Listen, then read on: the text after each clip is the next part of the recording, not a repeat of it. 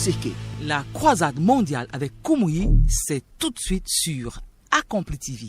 Joyeux-vous à nous et soyez bénis. Monsieur, bonjour. Bienvenue les amis sur un autre épisode de Djiseke au quotidien. Croisade mondiale avec Kumuyi.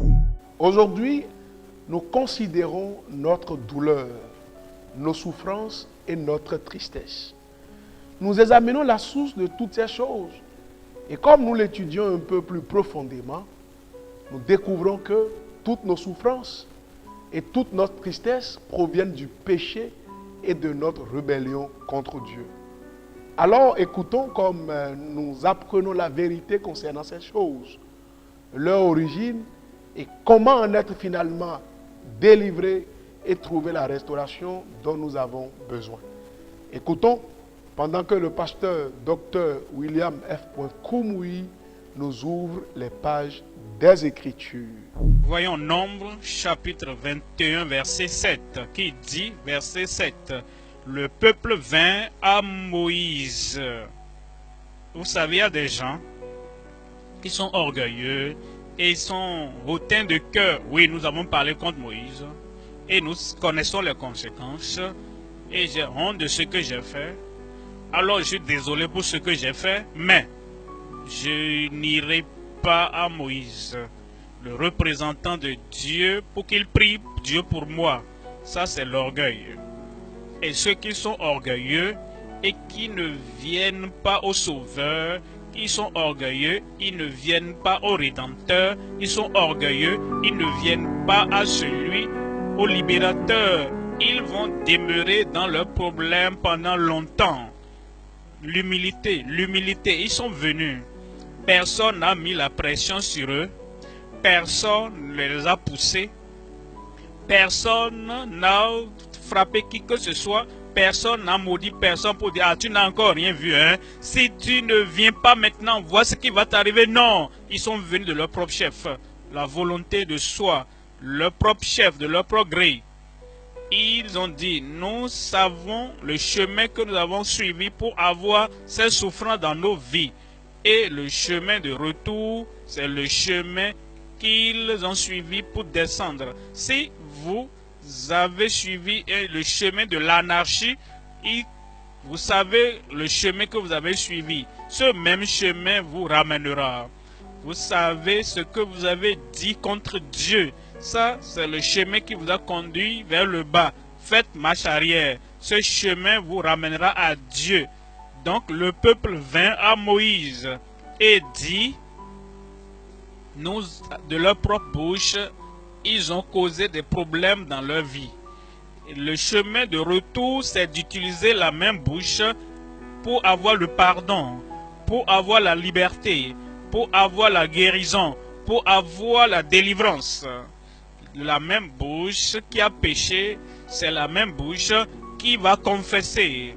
La même bouche qui a insulté Dieu, qui a blasphémé Dieu, c'est la même bouche qui doit se repentir et dire « Oh, j'ai été insensé, je ne devrais pas avoir dit ça, je ne devrais pas avoir fait cela. » Alors, tout le monde connaît le chemin de retour à la maison. Rappelez-vous le fils prodigue, il a quitté le père. Et il est allé dans un lieu donné, pas un chemin particulier.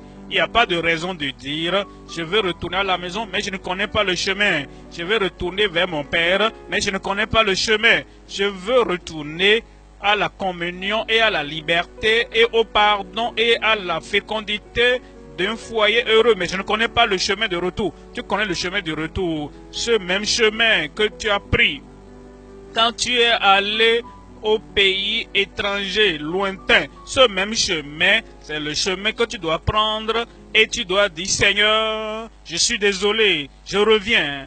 Je ne suis pas digne, je ne viens pas parce que je pense que c'est mon mérite. Tout ce que je demande, c'est la miséricorde. Et donc, c'est pourquoi le peuple vint à Moïse et dit, nous avons péché contre merveilleux, merveilleux. La même chose, c'est tout ce qu'il faut pour que vous puissiez revenir à Dieu. C'est très simple. Comme nous écoutons, nous découvrons dans la première partie de ce message 3 choses essentielles. La première est que les orgueilleux ne viennent pas à Jésus. Ils échouent de réaliser leurs besoins du Sauveur. Ils l'ignorent et continuent à vivre leur vie comme bon leur semble.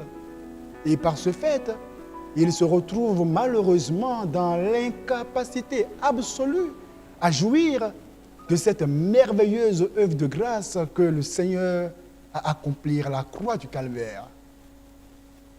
Deuxièmement, nous retenons que vous devez impérativement changer la direction de votre vie. Vous voulez savoir comment faire pour être libéré du péché? Eh bien, la porte de sortie de votre servitude, c'est de faire simplement l'opposé de ce que vous avez fait pour vous retrouver dans ce problème. Pour dire que si par exemple, par l'orgueil, vous vous êtes retrouvé dans ce problème, vous devez à présent emprunter le chemin de l'humilité. Si à cause de la colère, vous vous êtes retrouvé enchaîné, vous devez à présent emprunter le chemin de la gentillesse. Et si à cause de la haine, vous vous êtes retrouvé enchevêtré, il vous faut tout simplement emprunter le chemin de l'amour.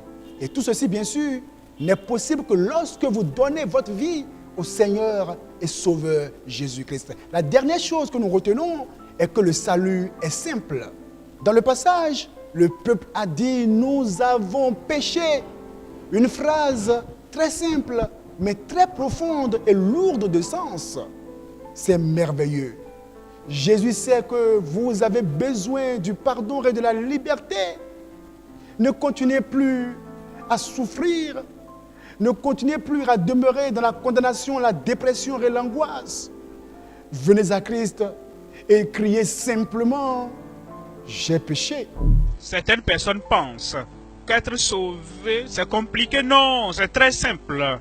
Certaines personnes pensent avoir le pardon et la liberté et la communion du Père, comme je viens à la maison. Ils pensent que c'est compliqué. Non, tout ce qu'il faut, c'est que de plus profond de votre cœur, que vous venez au Seigneur et que vous dites « J'ai péché ». Il n'y a pas un grand vocabulaire dedans que tu ne peux pas prononcer. Nous n'avons pas besoin d'aller vérifier un dictionnaire ou bien aller voir une encyclopédie et chercher des mots à utiliser pour la prière, pour le pardon, pour le salut, pour la vie éternelle. Très simple, nous avons péché. Et ils ont expliqué cette petite phrase, car nous avons parlé contre l'Éternel et contre toi. Maintenant, ils ont adressé une doléance. C'était leur désir, Ils disent, prie l'Éternel afin qu'il éloigne de nous ces serpents. Ils savaient que Dieu a l'autorité sur les serpents, sur Satan, sur la maladie, sur le péché. Il a l'autorité sur tout problème et la source de ce problème dans ta vie. Et ils ont dit, prie l'Éternel. Ils savaient qu'il n'y avait qu'une seule personne qu'on devait adresser la prière pour avoir le pardon et la liberté, la délivrance. Prie l'Éternel. Comme tu viens au Seigneur, parce que je sais que tu viens. J'ai dit, je sais que tu viens. Le Seigneur a vu ton cœur, il voit ton désir, il sait que tu veux le pardon, il sait que tu veux la liberté. Et comme tu viens aujourd'hui, il va te pardonner. Il va ôter ton péché. Il va annuler toutes les conséquences du péché de ta vie au nom de Jésus. Dieu t'attend. Il va te pardonner. Il va transformer ta vie. Il va sécher et dessécher tes larmes. Il fera toutes choses nouvelles dans ta vie. La condamnation va disparaître. La dépression va disparaître.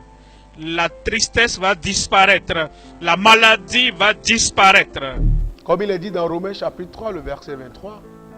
car tous ont péché et sont privés de la gloire de Dieu. Reconnaissons-nous nos péchés et sommes-nous prêts à les abandonner? Nous devons changer la direction de nos vies, changer nos voies, nos décisions et courir à Dieu qui nous aime si tant et qui veut nous pardonner, nous apporter la joie et la liberté dans tous les domaines de notre vie. Vous savez, certains d'entre nous ont péché par leurs actions, mais il y en a qui plutôt ont péché par leur inaction. Nous devons tout simplement admettre que nous avons péché. Et le Seigneur nous offre un pardon total. Joignez-vous au pasteur Koumoui comme il nous conduit au salut et à la repentance. Le salut est venu à vous maintenant. Amen. J'ai dit le salut est venu pour vous maintenant. Amen. La main levée et je prie avec vous, Père. Oh, quel Dieu aimable es-tu, Seigneur Jésus. Quel sauveur disposé es-tu. Nous te remercions parce que ce salut, ce pardon, cette nouvelle vie, cette régénération est pour tous ceux qui te font confiance. Voici ceux qui t'ont invoqué, ceux qui sont en ligne, ceux qui sont partout, où nous sommes connectés maintenant. Ils t'ont invoqué pour le pardon, pour la libération, pour le salut, pour la régénération. Seigneur, je prie, selon ta promesse qui ne peut faillir, sauve chacun maintenant au nom de Jésus. Pardonne tous leurs péchés. Écris leur nom dans le livre de vie au ciel. Qu'une nouvelle vie, une vie régénérée, vienne pour chacun maintenant au nom de Jésus. Restaure la paix, ta joie, ta nouvelle vie dans la vie de chacun maintenant. Merci Seigneur pour l'exaucement. C'est fait. Au nom de Jésus, nous prions. Amen. Le Seigneur l'a fait, il ne peut faillir. Chaque fois nous demandons, il le fait comme il a promis. Quelle joie de savoir que vous avez changé de direction et que vous vous abandonnez au Seigneur. Nous nous réjouissons avec vous et nous aimerions rester à vos côtés. Merci les amis de nous avoir rejoints encore aujourd'hui et de faire partir de GCK au quotidien. Soyez connectés avec nous sur nos plateformes des médias sociaux et nous désirons vivement être en contact avec vous comme vous vous joignez à nous dans le monde entier à la prochaine croisade mondiale.